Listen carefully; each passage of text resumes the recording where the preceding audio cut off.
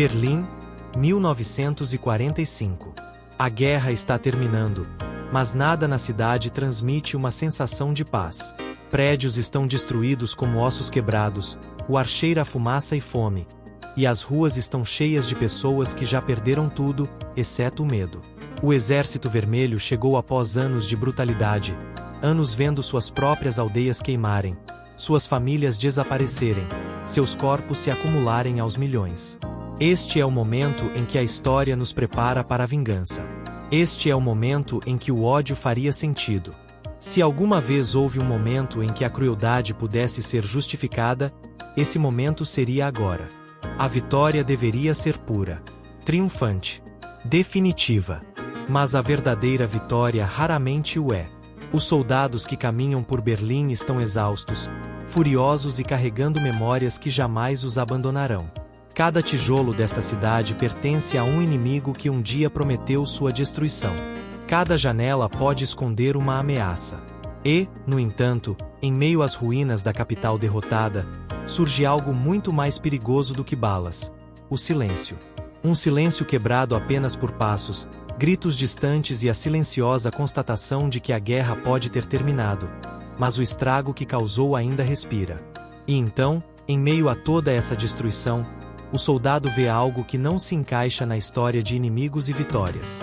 Uma criança, magra, suja, sem armas, sem gritos de ordem, sem sequer chorar. Apenas parada ali, faminta, assustada e pequena diante do peso da história. Essa criança pertence ao lado que perdeu, o lado que causou uma dor inimaginável. E nesse momento, o soldado se depara com uma escolha para a qual ninguém o preparou. O soldado sabe exatamente o que deve sentir neste momento. Deve se lembrar dos rostos dos mortos, das noites frias na frente de batalha, dos gritos, da fome, das ordens que continuavam chegando, não importando quantos homens caíssem. Deve ver o uniforme do inimigo, mesmo que esta criança não esteja vestindo um. Deve passar direto. Porque parar é perigoso. Porque compaixão nunca fez parte do plano. Porque na guerra, misericórdia pode parecer traição. Ninguém o observa atentamente, mas isso quase piora a situação. Este não é um momento encenado, não é algo para medalhas ou discursos. Não há câmera, nenhum comandante dando permissão, nenhum livro de história esperando para elogiá-lo.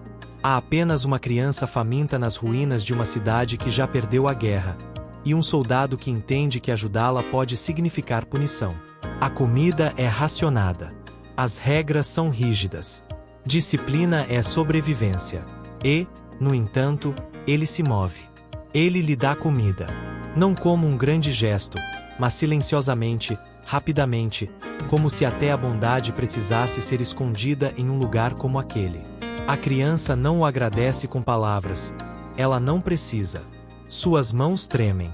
Seus olhos permanecem arregalados, incerto se aquela misericórdia é real ou mais um truque de um mundo que a ensinou a não confiar. Por um breve instante, a guerra para. Não oficialmente. Não politicamente. Mas humanamente. Nessa troca, os papéis de vencedor e derrotado se confundem em algo mais antigo e mais frágil. Uma pessoa se recusando a deixar a outra morrer de fome. É isso que torna o momento perigoso, não o ato em si, mas o que ele representa. Porque quando um soldado ajuda o filho de seu inimigo, ele quebra a regra mais simples da qual a guerra depende. A de que o sofrimento deve seguir em frente, nunca retroceder. Ele prova que, mesmo após a vitória total, a crueldade ainda é uma escolha. E a misericórdia, em uma rua destruída de Berlim, torna-se um ato silencioso de rebeldia contra tudo aquilo em que a guerra tentou transformá-lo. A história costuma nos dizer que as guerras terminam com bandeiras, assinaturas e datas escritas em livros. Mas para as pessoas que vivem em meio a elas, as guerras terminam de forma diferente. Às vezes, elas não terminam de jeito nenhum. E às vezes, terminam em momentos tão pequenos que quase desaparecem. Um pedaço de pão passado de uma mão para outra. Uma pausa onde a violência poderia ter continuado, mas não continuou. Nas ruínas de Berlim, a guerra não terminou porque um lado venceu completamente. Ela terminou, brevemente, Porque um homem escolheu não odiar quando odiar teria sido fácil. Essa escolha não reconstruiu a cidade. Não apagou os milhões de mortos. Não absolveu crimes nem reescreveu a história. Mas, mesmo assim, importou. Porque a vitória revela mais sobre uma pessoa do que a derrota jamais poderia. Quando tudo lhe é tirado, a bondade pode ser a sobrevivência. Mas quando se tem poder, quando se é você quem está de pé, armado e sem ser contestado, a bondade se torna um teste. O soldado passou nesse teste silenciosamente, sem testemunhas, sem recompensa e possivelmente correndo riscos pessoais. É por isso que a história perdura. Não porque faça a guerra parecer nobre, mas porque nos lembra que, mesmo em seus momentos mais sombrios, a humanidade não se extingue por completo. A criança cresceria em um mundo dividido pela memória e pela culpa, mas em algum lugar desse mundo existiria a certeza de que o inimigo um dia escolheu a misericórdia. E essa certeza importa. Porque muito depois do silêncio das armas, o que lembramos não é apenas como as guerras são vencidas, mas como, em seus momentos finais, as pessoas escolhem quem são.